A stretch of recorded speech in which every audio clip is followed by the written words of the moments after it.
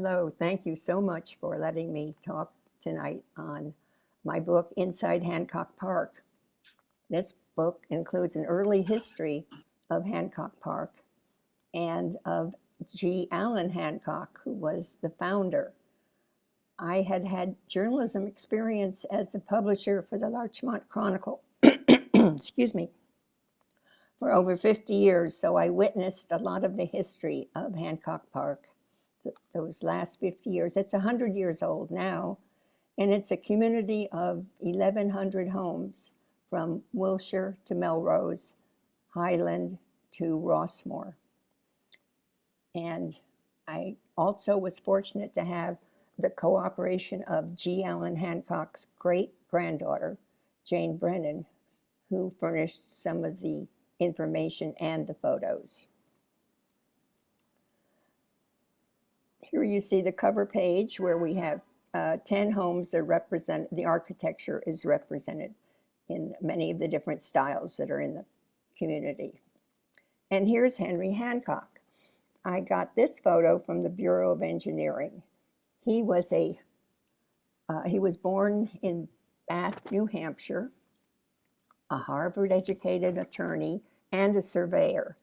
He and his brothers came west for the gold rush in the late 1880s, mid-1880s, and he took his $20,000 that he raised from gold earnings and came to Los Angeles in 1850.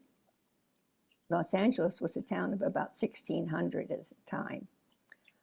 Hancock surveyed a lot of the properties, was hired by the city, and he and his brother decided they wanted to buy the 4,400-acre Rancho La Brea.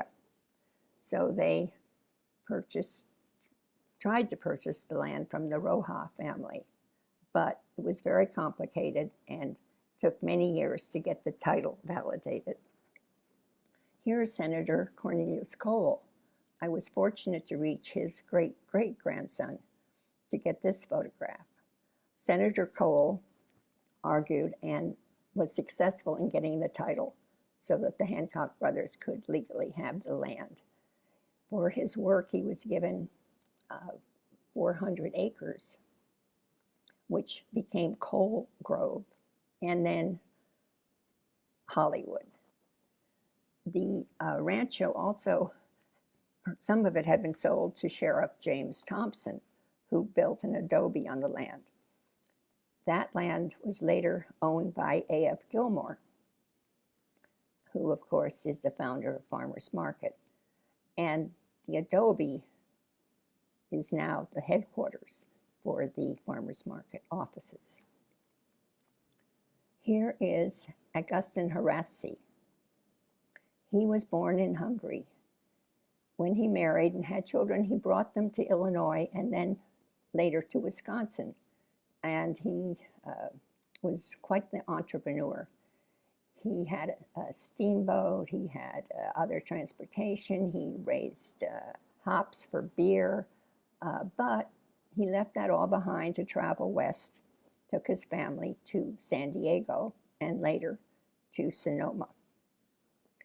He introduced 300 different varieties of grapes to California and was called the father of California winemaking.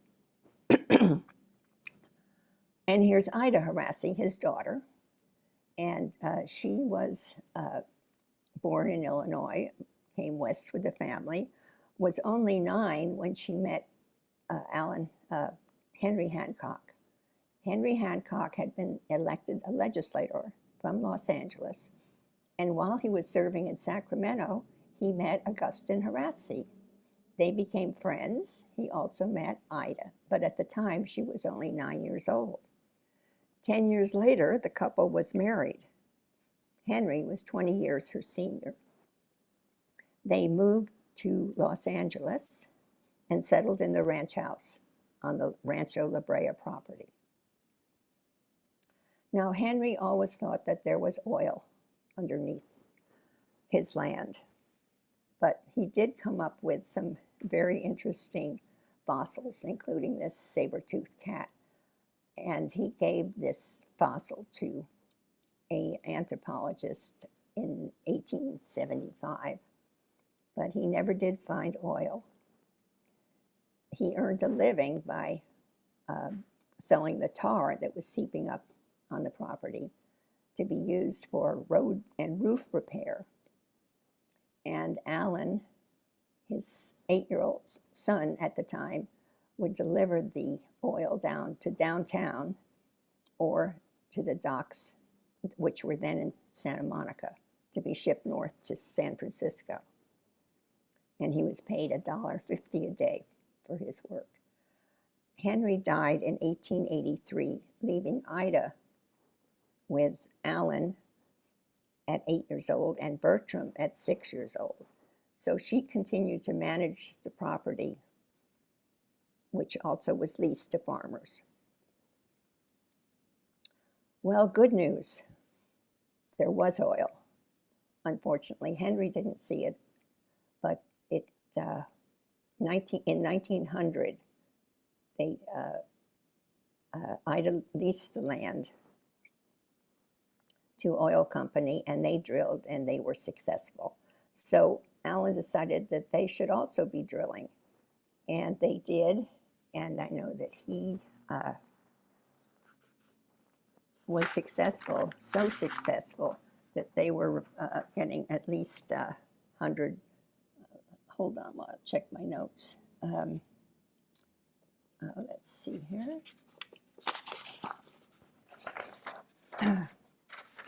They were getting, between 1905 and 1910, their oil wells were producing 3 million barrels a year. And here's Ida and Henry in partnership in the Rancho La Brea Oil Company. And both mother and son were very active in civic affairs.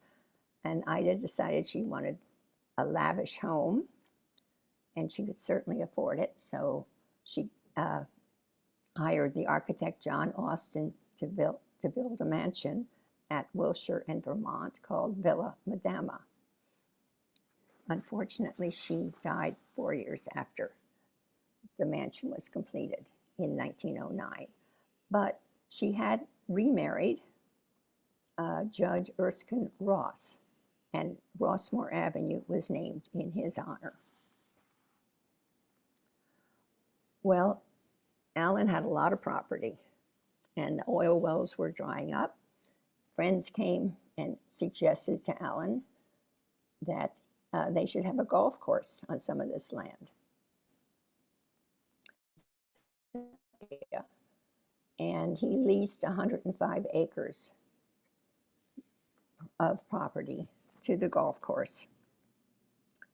And then Alan decided, well, I think we should be building houses around this golf course in this whole area. So he had very strict rules about who purchased, how the lots were to be handled. The houses had to be 2 stories. They had to have a 50-foot frontage. The driveways had to be on the side, and there had to be concrete streets. Some of these same friends approached Alan about his property on Melrose Avenue and said, how about letting us lease some property for a tennis club? And Alan was made an honorary member. And the tennis club also flourished and has been the scene of many national tournaments. Alan also stipulated that the people who bought the lots had to hire licensed architects to build the homes. Here's a home built by designed by Paul Williams. Paul Williams was an outstanding architect who designed at least 12 or 13 homes just in Hancock Park alone. Of course, he also designed homes in Windsor Square and Beverly Hills, Bel Air, etc. But he and other well-known architects like Gordon Kaufman, Gerard Colcord, Wallace Neff, all were hired to design these homes. Now, with people settling in Hancock Park, educators realized they needed to get some schools there for their children.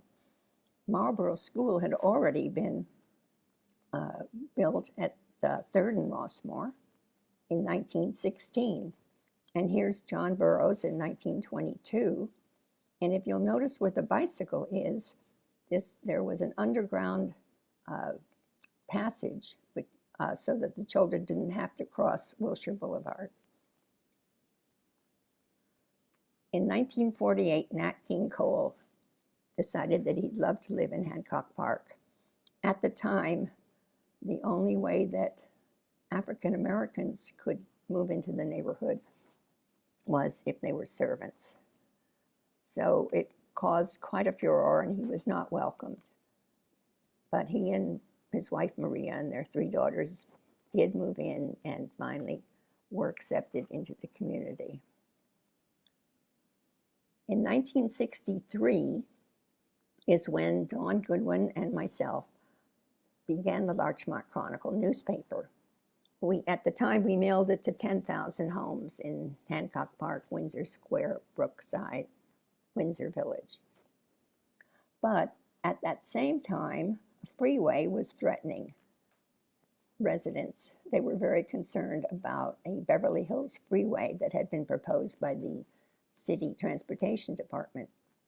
Now, they called it the Beverly Hills Freeway, though where it was going west to link up must have been to Sepulveda, because the San Diego Freeway hadn't been built yet. Nonetheless, this proposed freeway was going to cut off part of the northern area of Hancock Park. In fact, there were 2 routes, the blue route and the red route, and one of them was even more disastrous, going part of the golf course. So the neighbors really campaigned against this, and eventually the whole thing was, no, did not happen. We had a few celebrities living in the neighborhood, not as many as Beverly Hills, but certainly they liked their privacy. Howard Hughes was here. Harry Warner of the Warner Brothers had an estate on Rossmore. Here's John Wayne with Andy Fennedy, also a local resident, with his wife Mary Frances, on the set of Chisholm. And Mae West was one of our most famous old-time celebrities, and she had a penthouse at the Ravenswood. And now Hancock Park Homeowners has been an incredible force in campaigning against freeways, against the removal of palm trees on Highland Avenue. And here the city was going to remove these lights and put in Cobra lights, which are very unattractive. So Jim Wolfe mobilized the community, and the Hancock Park homeowners fought it, and they won. And the lights remained, they just had a brighter bulb in them. And here's Loretta Lindholm and Chickie Byrne celebrating lighting. More recent celebrities living in the neighborhood is George Takei. Of course, here his role as Sulu in Star Trek. And we have Shonda Rhimes, and we've had Patricia Heaton, and Melanie Griffith, and Antonio Banderas, and Dan Blocker, and all kinds of producers, filmmakers, et cetera, et cetera. Now here is G. Allen Hancock, and he was a man of many talents and many roles. This is his role as captain. He he had a merchant captain's license, which enabled him to travel any sea.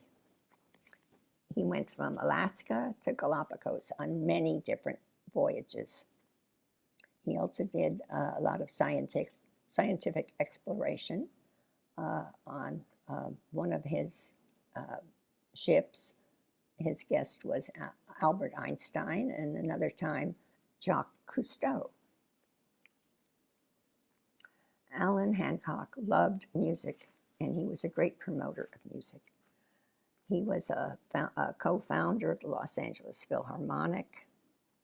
He actually played with the Philharmonic.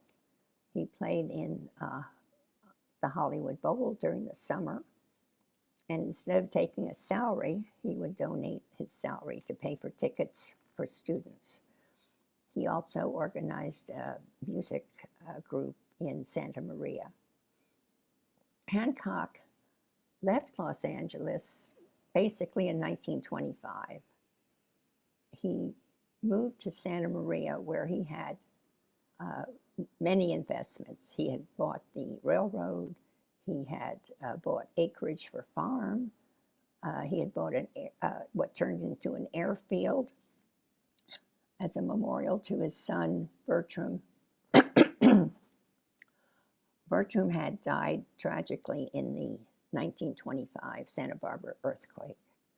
So that airfield was named in his honor. And Hancock raised chickens and prize-winning cattle and produce, and just a man of so many talents. And playing the cello was one of them. There's a statue to Hancock in Hancock County Park. Hancock County Park was donated to the county by Hancock, with the stipulation that the fossils that were found there had always be open and shown to the public. And finally, there was a museum, the Tar Pit Museum, to show off these fossils. Hancock was, he was a developer, a banker, a philanthropist, musician, a farmer, an engineer, an aviator, and a sea captain. He died at age 89 in Santa Maria. Thank you again for letting me talk tonight on Inside Hancock Park. Thank you so much, Jane.